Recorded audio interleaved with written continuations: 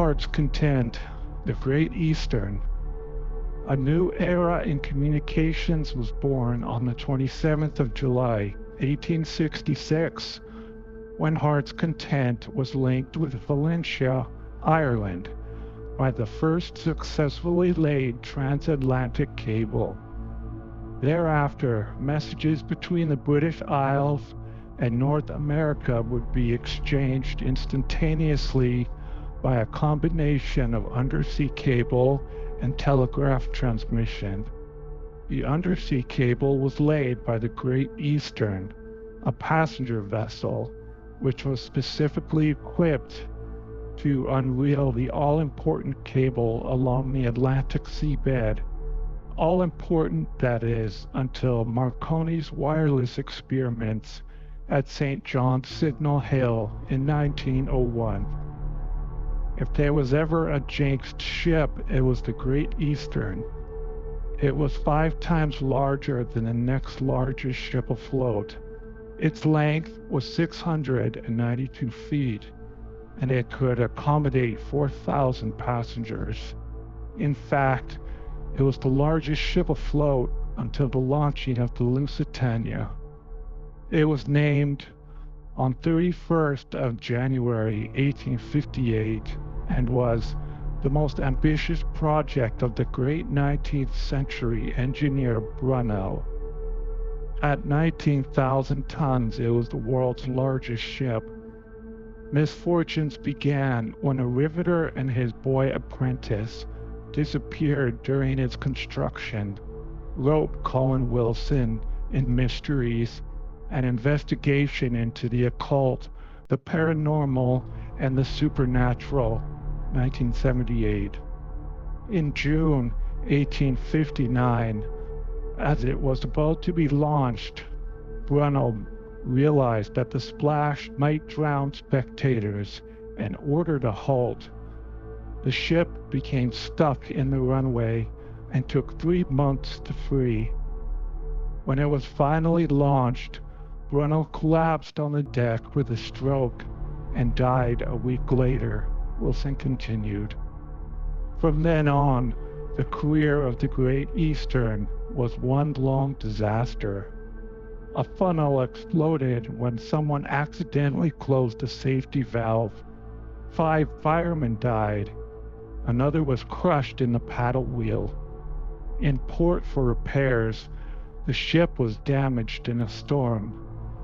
The captain was drowned in a boat with a young boy. In America, another sailor was crushed in the wheel, and a man fell overboard and drowned. A 2-day excursion was a non-stop catastrophe, climaxed when the ship drifted 100 miles out to sea. Many passengers got off at the first opportunity and went home by train. Now the ship had acquired such a bad reputation that she seldom carried enough passengers to pay the wages of the crew, over 400, and the disasters continued. Wrecked paddle wheels, wrecked funnels, storm damage. When the ship was hired to lay the transatlantic cable, she lost it halfway across and had to return empty-handed. A mere 15 years after its launch, it was left to rust in Milford Haven. It was finally broken up for scrap in 1889. The skeletons of the missing riveter and his boy apprentice were found trapped in the double hull. There is no question that the Great Eastern was a white elephant, but was it a hoodoo or jinxed vessel?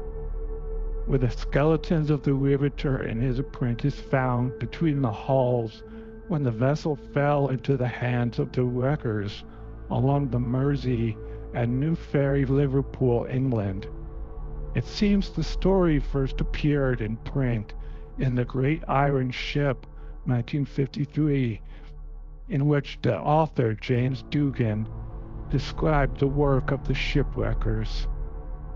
One day, they were breaching a compartment in the inner shell of the port side when a shriek went up that stopped all work and ran widely through the port and country. One who hurried to New Ferry to see it was David Duff. He wrote me, "They found a skeleton inside the ship's shell and the tank tops. It was the skeleton of the basher who went missing. Also, the frame of the bash boy was found with him." Dugan's account is based on the hearsay reminiscence of a sailor 60 years after the event in question. But as Lionel T.C. Rolt, the biographer of the engineer Brunel, wrote in Isambard Kingdom Brunel, 1957, "In the first place, as any shipbuilder will confirm, the possibility of a riveter and his mate becoming trapped in this way is so remote as to be almost inconceivable, and in the second, it is on record that twice, once at the time of floating off and again in July 1859, during the fitting out, Brunel gave orders for the space between the two hulls to be scrupulously cleaned out. When we recall the tonnage of water ballast that was pumped in and out of her, the reason for these orders will be obvious." Rolt concluded that the tale originated with a gang of those stalwart Merseyside shipbreakers telling the tale to some credulous journalist. Anyone who had ever worked amongst such men will know how they delight and excel in just this kind of leg pulling. Labrador, the land God gave to Cain. The most haunting image ever applied to Canada was the earliest and the most arresting. It is a sobering thought that, unprejudiced by the opinions of others, the otherwise unimaginative explorer Jacques Cartier turned to the Old Testament to capture, in a few words, the appearance and effect on him of the bleak northern shore of today's Labrador. Sailing the Gulf of St. Lawrence during the summer of 1534, the French navigator was shaken by the wilderness that he saw. As he wrote in his Premiere Relation, in fine, "I am rather inclined to believe that this is the land God gave to Cain." More than 4 centuries later, the historian Samuel Eliot Morison retraced Cartier's voyage, but by plane rather than by ship, and wrote, "The desolation is the same today. Granite hills, smoothed by a glacier, stunted spruce in the valleys, and the only green, and all extending northwards as far as the eye can see. The desolation of Labrador is said to be the haunt of the phantom trapper, or the damned trapper. Following several accounts, there was once a trapper who led a wicked life. Despite his vile acts, which included peddling poisoned alcohol and attacking local women, he never repented his crimes and sins and died a natural death. But in death he found no rest, for to atone for his sins he was cursed to drive through the snow throughout eternity, a matched team of 14 pure white huskies.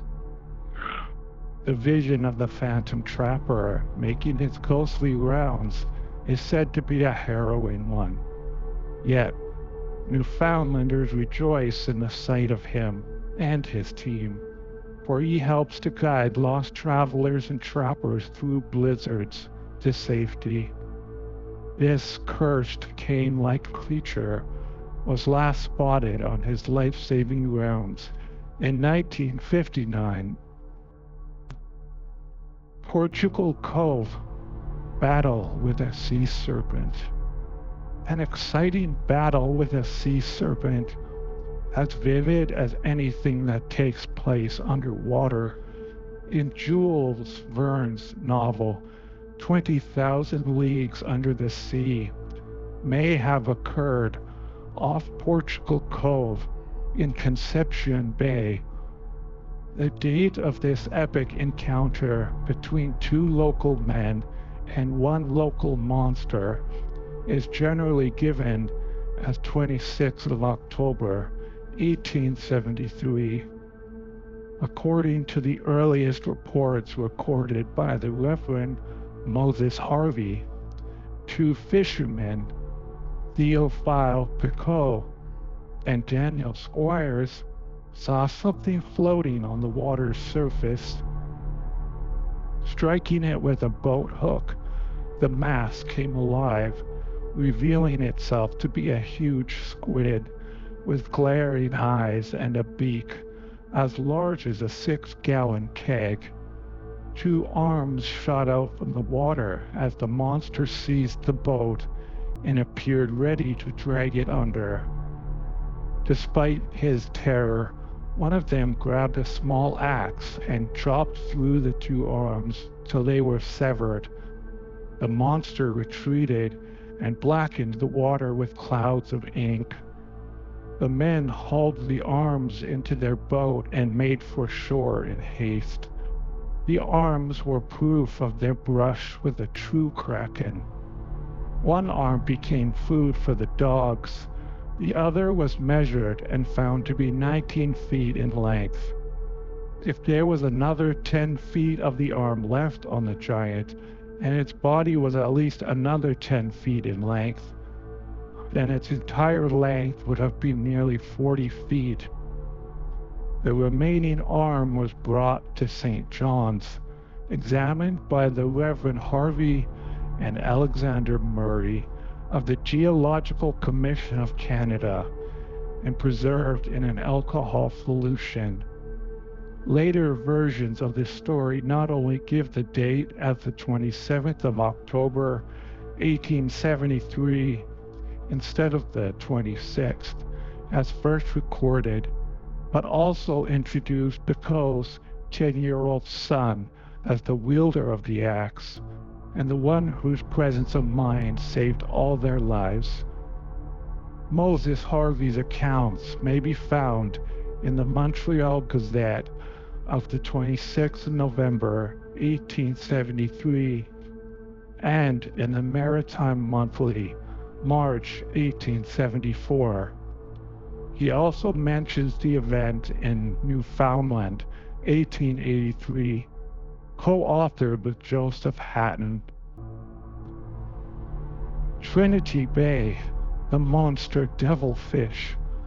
A fascinatingly detailed account of the beaching of a giant cuttlefish appeared on the 27th of October, 1877, in the Canadian Illustrated News. It is unsigned. The Monster Devilfish, the latest addition to the remarkable collection in the New York Aquarium, is by far the most curious of all specimens. It is the monster cuttlefish made familiar to the public by Victor Hugo as the devilfish.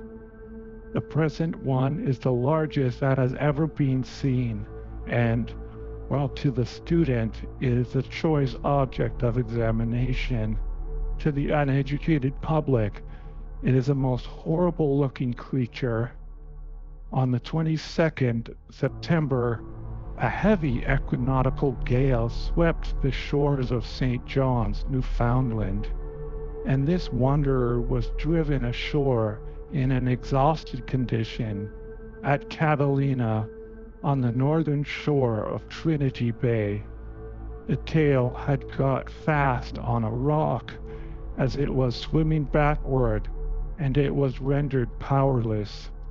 In its desperate efforts to escape, the 10 arms darted about in all directions, lashing the water into foam.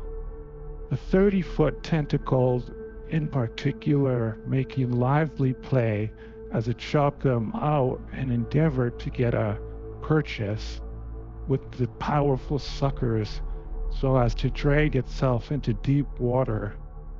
It was only when it became exhausted and the tide receded that the fishermen ventured to approach it. It died soon after the ebb of the tide, which left it high and dry on the beach. 2 fishermen took possession of the treasure trove, and the whole settlement gathered to gaze in astonishment at the monster.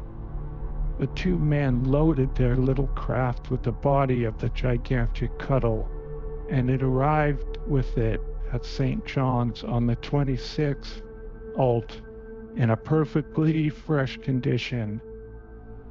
As soon as the news spread, an eager desire to view the monster was awakened, and the fishermen were advised to exhibit it before the public. The government granted the use of the drill shed for the purpose, and on the floor, supported by boards, the creature was laid out in all its gigantic proportions. A lucky fisherman reaped a golden harvest and found the big squid by far the best catch they had ever made. The scene was very curious. There lay the cuttle with its 10 arms stretched out, 2 of them 30 foot in length, having rows of powerful suckers, an inch in diameter at their broadened extremities.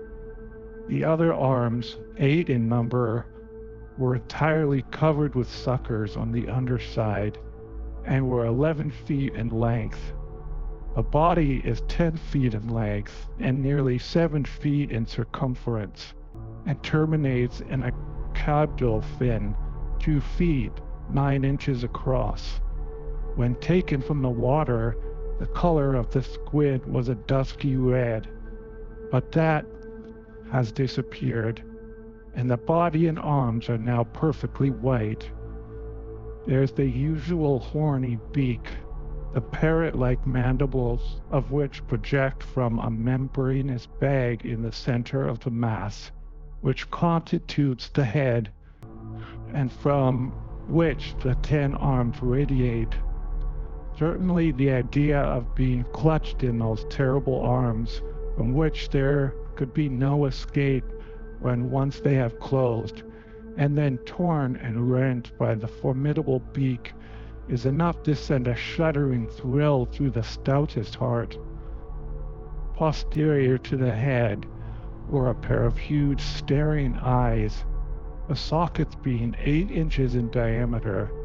Their expression when the creature was alive on the beach is said by the fishermen to have been particularly ferocious. The giant squid, or monster devilfish, was the largest squid reported to that time. Such finds were called krakens, after the mysterious creatures of the deep, creatures of such size and shape having a menacing appearance, to say the least, and they must have given fishermen and sailors pause. It is wonder that such living creatures have been associated with the legendary monsters of the deep from the ancient past.